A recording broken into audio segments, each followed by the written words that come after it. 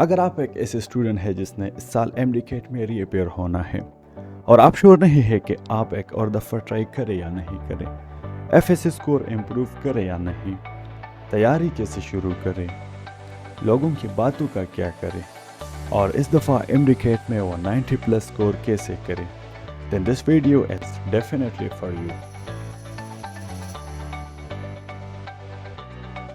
Assalamu alaikum everyone, I am Dr. Zubair Ahmed Safi and in this channel I like to help my younger fellows get a good score in MDCAT and get admission in their dream medical colleges. तो अगर आप मेरे channel पर first time आए हैं then surely do subscribe and also press the bell icon to get lots of helpful material and study tips. तो अभी हम इस वीडियो में डिटेल में डिस्कस करेंगे कि अगर आपने गैप ईयर लिया है तो उसको कैसे इफेक्टिवली यूटिलाइज करना है. So let's start. First of all comes the decision of improving. क्या मैं इम्प्रूव करूं या नहीं? So this is a big decision. अगर आप हॉनेस्टली डेडिकेटेड है and you want to make it this year then I think you should go for it. लेकिन अगर आप किसी के प्रेशर में आकर ये करना चाह रहे हैं देन टाइम वेस्ट करने की कोई ज़रूरत नहीं है. The most important thing is कि आपके फर्स्ट अटेम्प्ट में कितने स्कोर थे. अगर तो आपका 5 to 10% का गैप है तो इंशाल्लाह अगर आप हॉनेस्टली और सीरियसली पढ़े पूरी डेडिकेशन के साथ और अपने टाइम को बहुत अच्छे से यूटिलाइज करें तो इजीली कवर हो सकता है. फॉर एग्जांपल अगर आपके 950 प्लस मार्क्स है एफएससी में तो आप इम्प्रूव करके 1000 प्लस मिनिमम एंड 1040 प्लस तक जा सकते हैं. जितना ज़्यादा स्कोर होगा उतना ज़्यादा आपकी एमडीकेट के लिए बेहतर होगा. अगर आप एमडीकेट में रीअपीयर हो ही रहे हैं, आपने गैप ईयर लेना ही है, then please do be sincere to yourself. I have seen students जो कहते हैं कि हमने सेकेंड टाइम रिपीट किया, हमने थर्ड टाइम रिपीट किया, हमने फोर्थ टाइम रिपीट किया and it turns out उनका एडमिशन नहीं हो रहा. Why? Because they had been taking it for granted and वो अपना टाइम ज़ाया कर रहे हैं एंड पैसा भी उन्होंने ज़ाया ही किया है. सो इट्स बेटर कि अगर आप सीरियस नहीं है तो गैप ईयर न लें. Believe you me, इम्प्रूव करना would be the best decision of your life. अगर आप एक साल इन्वेस्ट करते हैं एंड आपका एडमिशन हो जाता है जहाँ पे आप चाहते हैं so that would be a lifetime achievement and you will not regret it even once in your life. अगर मैंने इम्प्रूव ना किया होता तो I would not have been the same medico that I am today. So now the decision is yours कि आप कौन सी category में फॉल करते हैं. Now if you choose to improve, अल्लाह का नाम ले, दुआ करे एंड अपनी प्रिपरेशन आज से ही स्टार्ट कर दे. Starting from the very first step. देखिए एमडीकेट में हमारी एग्रीगेट होती है, उसके 2 कंपोनेंट्स होते हैं.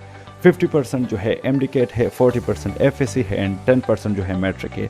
तो एफएससी की अच्छी खासी वेटेज है and that is your first step is to improve your FSC score.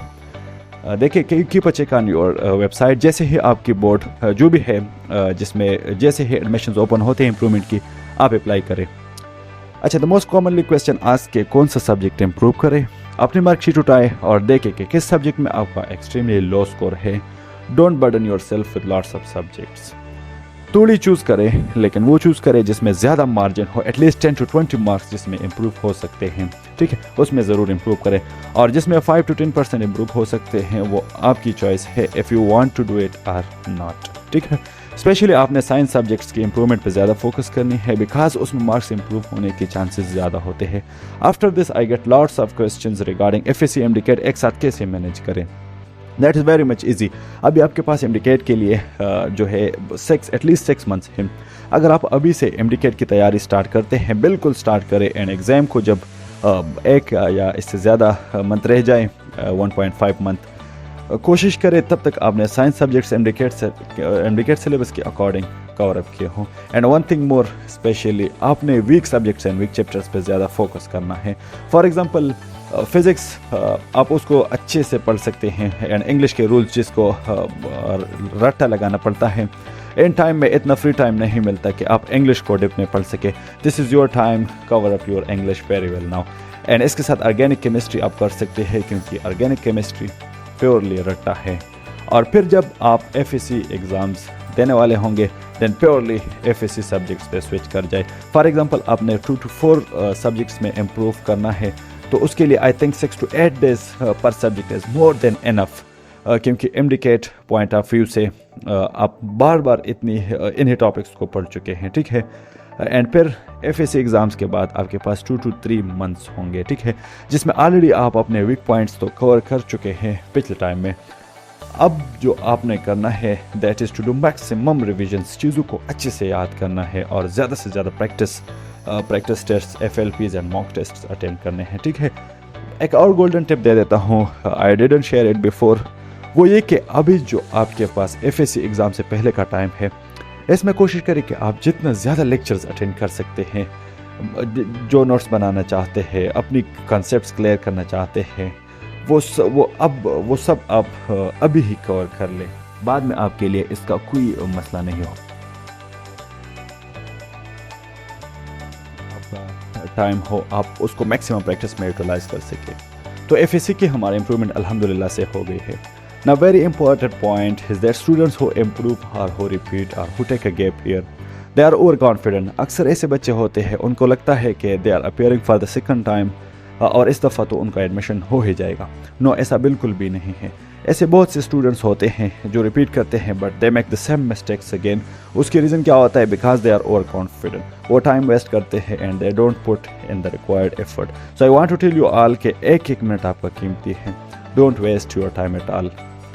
फिर एक बहुत बड़ा चैलेंज जो बच्चे गैप ईयर में फेस करते हैं वो है the people that talk about you, the demotivating, non supportive relative and your friends. इनका क्या करें? बिकॉज वो तो आपको यही कहेंगे कि आप साल ज़ाया कर रहे हो, अब ऐसा एडमिशन नहीं, आपका एडमिशन नहीं होगा, आप तो कुछ भी नहीं कर सकते। हमारे उस रिलेटिव ने भी टेस्ट दिया था, उसका क्लियर नहीं हुआ, उसने दूसरी तीसरी दफ़ा उसका भी नहीं हुआ। तो आपने क्या करना है? You don't have to listen them at all, ठीक है, जस्ट इग्नोर मारो। ऑलवेज रिमेंबर ये कोटेशन हमेशा याद रखिए, इट्स माइंड और matter if you don't mind they don't matter. मतलब कि अगर आप उनकी बातों पर ध्यान नहीं देंगे तो दे डोंट मैटर एट ऑल। इसका मतलब ये है कि अगर आप उनकी बातों पर ध्यान नहीं देंगे वो आपके लिए कोई मैटर नहीं करती। Just don't listen to them, believe in your self. आपने उनको करके दिखाना है, you have to prove them wrong. I believe in you, आप कर सकते हैं, ठीक है। अगर आपकी अभी कोई फ्रेंड नहीं है आपके साथ, या जो फ्रेंड आपको छोड़ के चले गए हैं, then believe you me, they were not worth being your friends. Always make Allah Taala your best friend, he is never gonna let you down, never ever. और जब अल्लाह आपके साथ हो फिर कैसे पॉसिबल है कि आपकी लाइफ में लाइक प्रॉब्लम्स हो और you are not able to face those challenges. Okay जी, now how are you going to study? What you have to do is pick up the PMDC syllabus and start following it. Hopefully almost 95% syllabus same होगा, और अगर in case change होता भी है तो hardly 4 to 5% changes होंगे that are very minimal। तो अब वो अगर आप चेंज होते भी है आप easily 1 to 2 weeks में कवर कर सकते हैं, right? Now आप इस सिलेबस के अकॉर्डिंग अपना टाइम टेबल बनाएं, चैप्टर्स को डिवाइड करें over the days and try to finish them as soon as possible.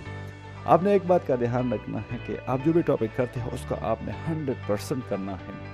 What does that mean? It means कि आप पहले लेक्चर देके फिर बुक रीड करें and after that maximum MCQs practice करें, ठीक है।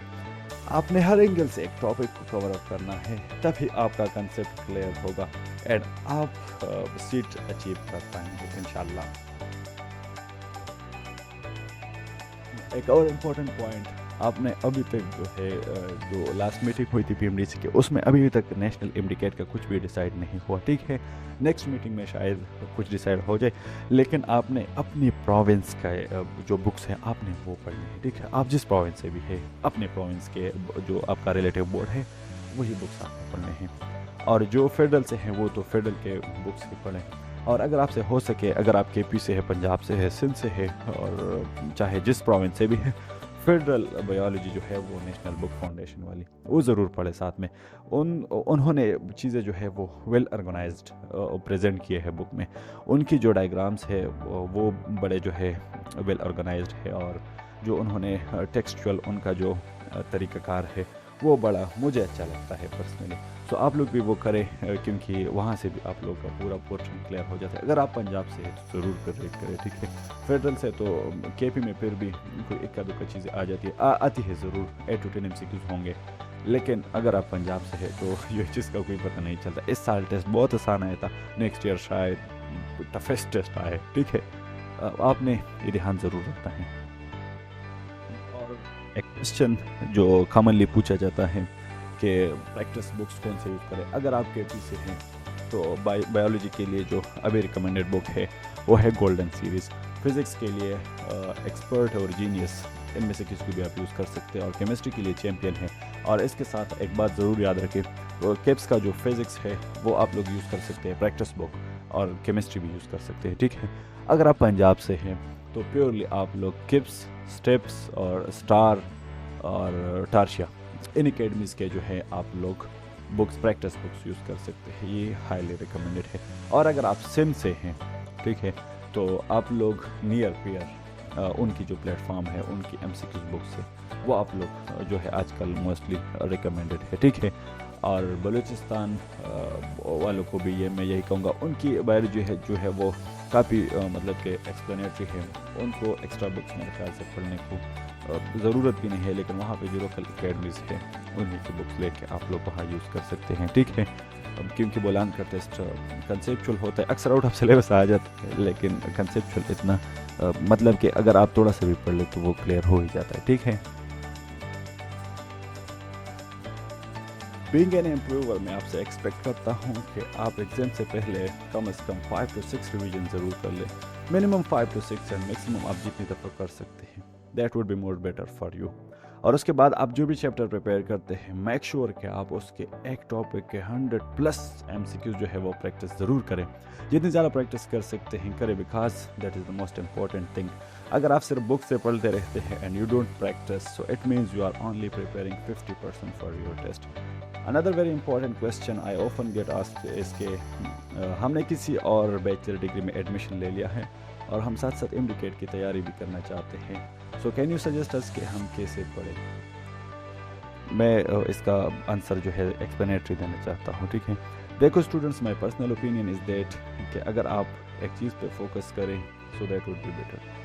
ये आप एट अ टाइम सिर्फ MD-CAT पे फोकस करें, या फिर आपने जिस भी बैचलर डिग्री में एडमिशन ले लिया है, just continue with it and उसी पे अच्छे से फोकस करें, बिकॉज दो कश्तियों का सवार कहीं का नहीं रहता। ये मेरा आपको जस्ट पर्सनल सजेशन है, ठीक है।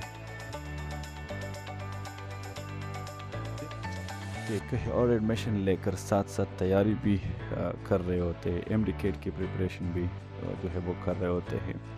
मैं यही कहूँगा कि ऑफ कोर्स आपको थोड़ा सा ज़्यादा एफर्ट्स करने पड़ेंगे, और बहुत से बच्चों में इतनी एबिलिटी भी नहीं होती कि वो एट अ टाइम दो चीज़ों को, बर्डन को साथ साथ लेकर चल सके, ठीक है।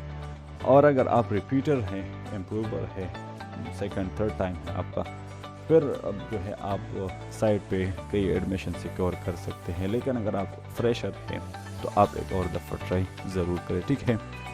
अच्छा, उसके बाद डिफरेंट सब्जेक्ट्स को कैसे प्रिपेयर करना है, टाइम टेबल कैसे बनाना है, कौन सी स्टडी टेक्निक्स पे आप अच्छे से याद कर सकते हैं, ये सब चीज़ें मैं नेक्स्ट सेपरेट वीडियो में डिस्कस करूँगा इंशाल्लाह। मैं through out your MD-CAT session आप लोगों के साथ हूँगा। अपने भाई से आप लोग फ्रीली कमेंट सेक्शन में क्वेश्चन पूछ सकते हैं, एंड डिस्क्रिप्शन में अपना ऑफिशियल व्हाट्सएप लिंक दे देता हूँ, आप लोग वहाँ भी क्वेश्चन पूछ सकते हैं, ज्वाइन कर सकते हैं, पर्सनली मैसेज कर सकते हैं, ठीक है। That is all for this video. I hope you people found it helpful. अगर आपको अच्छी लगी, नेक्स्ट वीडियो के लिए चैनल को सब्सक्राइब करें। सी यू इन नेक्स्ट वीडियो। अल्लाह हाफिज़। अस्सलाम वालेकुम।